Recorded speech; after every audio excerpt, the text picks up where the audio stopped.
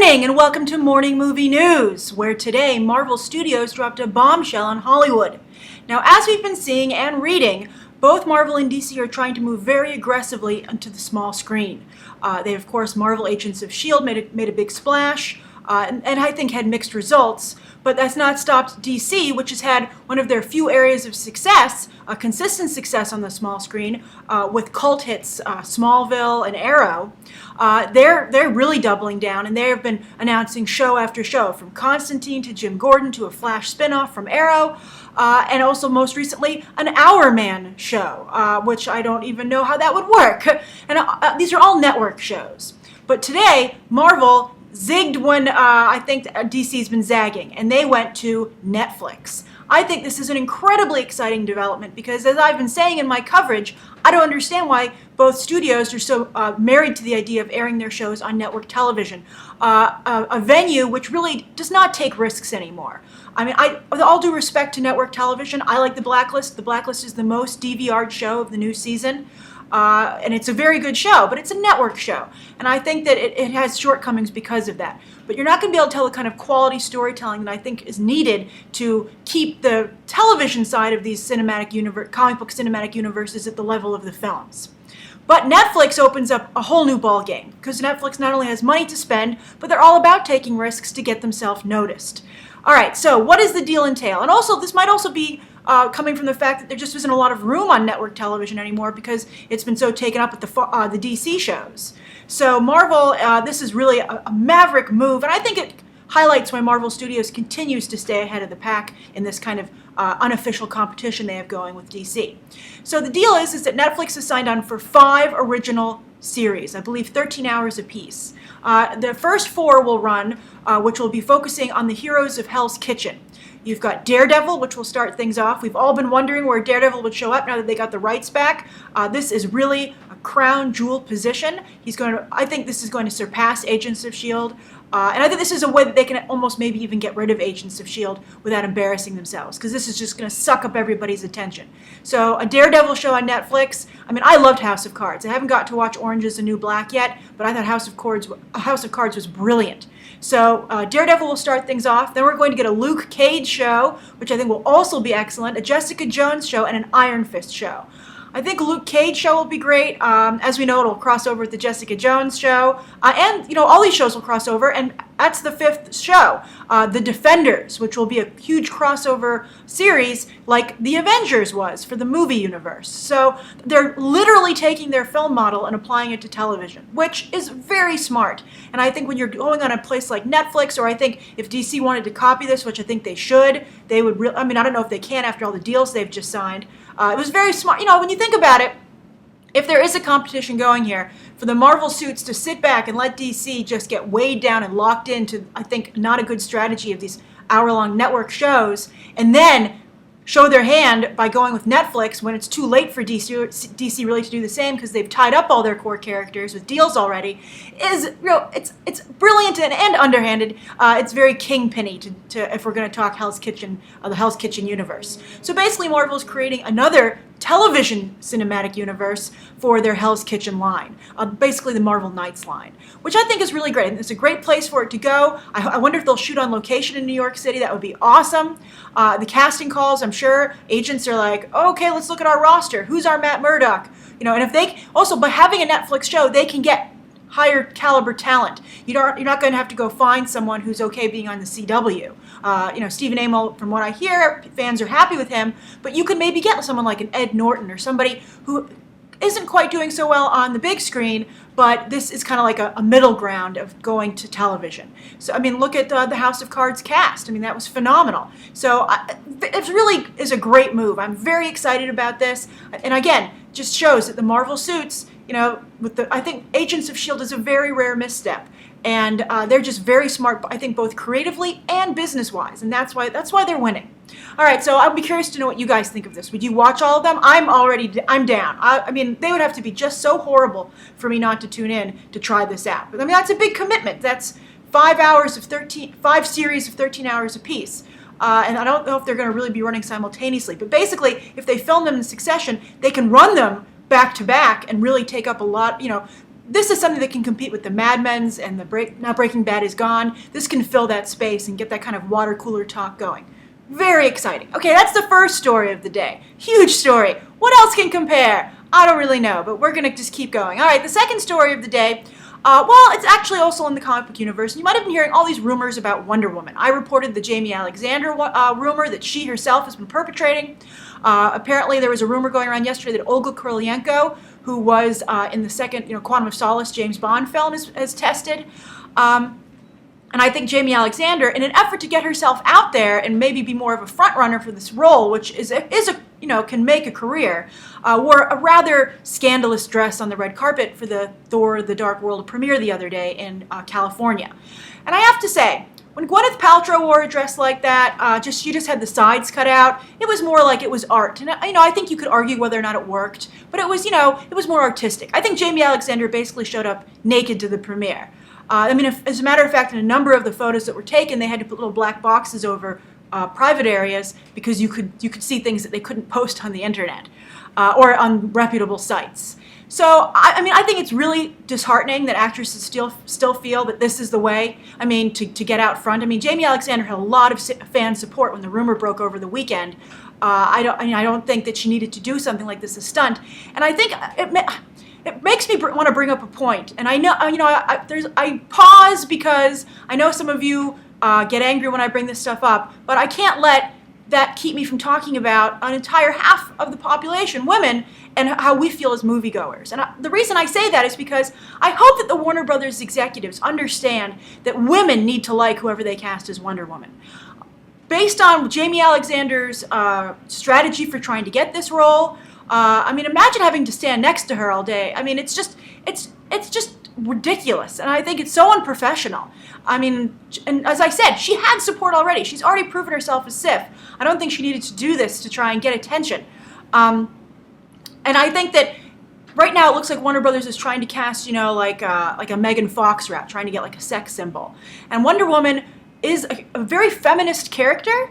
And I think that if you're going, and that's going to be tough for everyone to swallow. I think feminism is tough, and I think it's tough to address head on.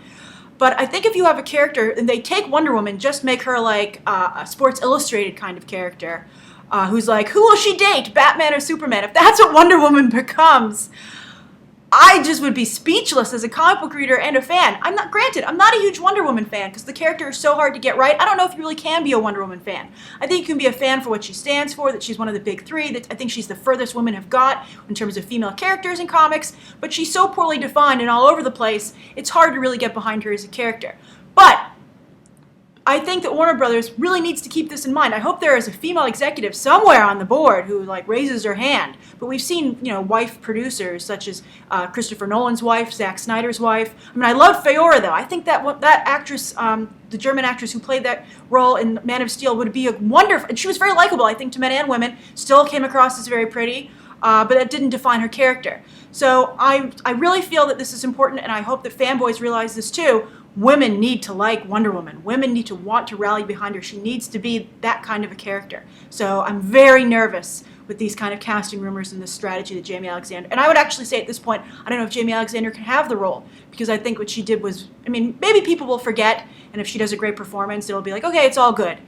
People dislike Anne Hathaway because she's kind of jerky in real life, but she was a great Catwoman. So, I think we can all put this aside if the actress does a good job, but I'm very nervous about this. I'm very nervous about what will happen and could potentially set female characters in comic book movies back instead of bringing it forward like everyone's hoping. All right, so that's the second story of the day. The third story of the day, I want to touch on the fact that Blockbuster is closing down all of their stores. I think they're still going to try. Dish owns Blockbuster, and they're going to try and still keep the mail order business side of it going. But basically, the combination of Netflix, all the streaming opportunities people have now. I used to, when I was a kid, my family went to Blockbuster. I read a great article about this on CNN talking about Friday night rituals to go to Blockbuster. It brought back a lot of memories of racing to get that last copy, or being annoyed that they had like a whole wall of a certain new release, but no, everyone had been rented. And that annoying thing that they used to do when they would have like the copy that you could look at, but that wasn't, the DVD wasn't in there. You had to find one behind it that had the Blockbuster label on it. all very funny. And the CNN article was also very good in that it pointed out that Reed Hastings started Netflix in response to a $40 late fee on a DVD he was returning because he thought that was ridiculous. So I think that, Blockbuster was just, it's the internet, and that was the New York Times headline, internet killed the video store. And it's just, the evolution, and I think stores are more and more disappearing. I think bookstores are disappearing, and I hope that people are still looking for real-world experiences, which is why I think entertainment complexes are doing really well right now, because people want to go out, but they buy everything digitally. People, I guess, fix this by hanging out at the Apple Store.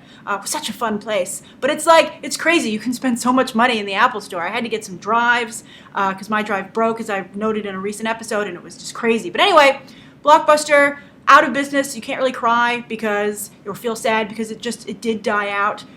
It's like the single one-screen movie theater was killed by the multiplex. It's just evolution of things. But it will be interesting to see where things go next. And of course, this is another huge problem for Hollywood, which has seen the DVD market dry up and the VHS market, which used to be a huge stream of revenue for them.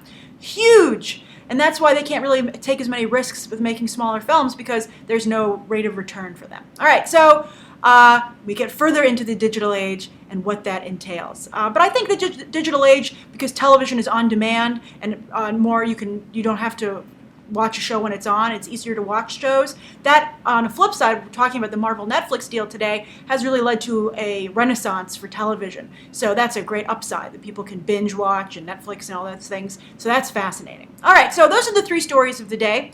The question comes from Black Masamoon X. And Black Masamoon X asks me, Grace, what do you think about applying the A rating for movies that pass the Bechdel Test like they've started to do in Sweden? Okay, if you haven't heard of this, a couple of you have been asking me about the Bechdel Test. So I looked into it yesterday when the story broke. And this originated around 1985 in a comic book strip, and it was just a joke about a character saying she only watches a movie if it passes this test. And the author of the strip's last name is Bechdel, and so that's where this name came from. I'm sorry if I'm mispronouncing it. But basically the criteria has to be 2 women have a conversation, and it has to be about something that is not a man. There has to be 2 women in a movie. They have to have a conversation with each other, and it has to be something that isn't about a man. And people are starting to add their own little extras to this. For instance, the conversation has to last longer than 60 seconds. They both have to have names in the movie. They can't just be random characters or extras, basically. And also, it can't be about marriage or babies. And, people have been really talking about the fact that so many films fail this test.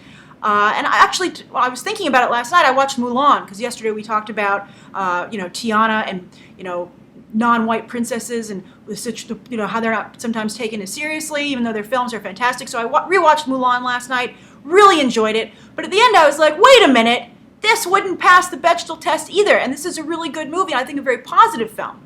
So I was like, does that mean that there's a flaw with the Bechdel test, that Mulan wouldn't pass? So I thought about it, and I thought about it, and I came to the conclusion that the reason the rule exists for 2 women to have a conversation together is because I think that tries to, get rid of the problem of, some women thinking it's cool to be the only woman in a room full of men. And so they, in effect, try and keep other women from coming in. I think that's trying to break down the unspoken competitive nature between sometimes that women have socially, and trying to get access to the guys level or men as a social group. So it's an unfortunate. I think men might be hearing this and be like, "What? This sounds ridiculous." But I think a lot of women watching will understand what I'm talking about. So the rule is important. I don't think that necessarily because a movie doesn't meet the standard doesn't mean it's a bad movie. But I think it's interesting to start thinking about this. So anyway, the reason it came up in Sweden is that 4 Swedish movie theaters and a Swedish television channel have decided to start adding an A rating to films that pass the test. And I believe the movie theaters will only show these films on Sunday or something.